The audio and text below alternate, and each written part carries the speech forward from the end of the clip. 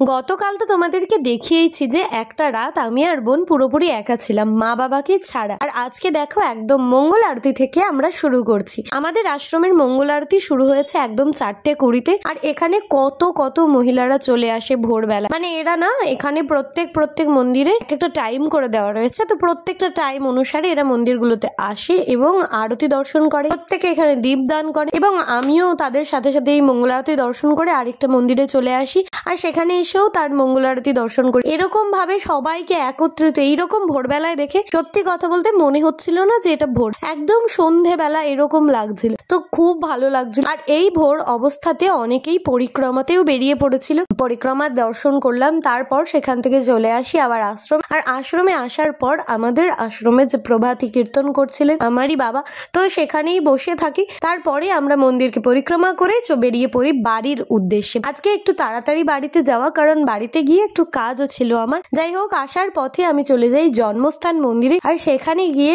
সব বিগ্রহকে দর্শন করি। সেখানেও অনেকে পরিক্রমা করছিল। দেখো এইরকম ভাবে ভোরবেলায় অনেক ভক্তের সমাগম দেখা কোনো রকম অস্বাভাবিক কিছু নয় নবদ্বীপে, কিন্তু বৃন্দাবনের মতো নবদ্বীপে আমার এইবার হলো গিয়ে প্রথম থাকা। এইরকম দিন তাহলে তো আনন্দদায়ক হবেই।